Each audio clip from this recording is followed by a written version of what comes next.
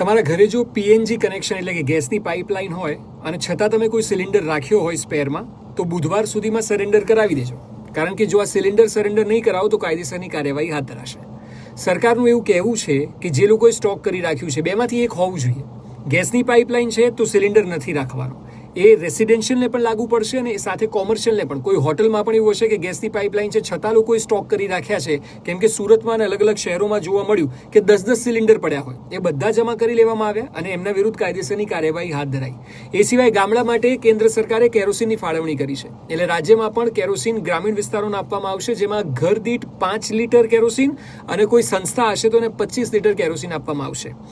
Meanwhile જહાજો ત્યાંથી straight of હોર્મુઝમાંથી નીકળી રહ્યા છે. 2 જહાજની અત્યાર સુધી અપડેટ છે, ત્રીજું પણ આવી શકે છે. એટલે ગેસનો જથ્થો આવનારા સમયમાં ધીરે ધીરે સોલ્વ થશે તેવું સ્પષ્ટ દેખાઈ રહ્યું છે. પરંતુ ત્યાં સુધી તમારે ધ્યાને રાખવાનું છે કે ગેસની પાઇપલાઇન એટલે ગેસ ચાલુ હોય પીએનજીમાં અને સિલિન્ડર આ બંને એકસાથે ન રહે.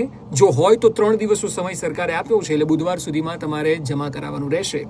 અને જો આવું નહીં થાય તો કાયદેસરની કાર્યવાહી હાથ ધરાશે.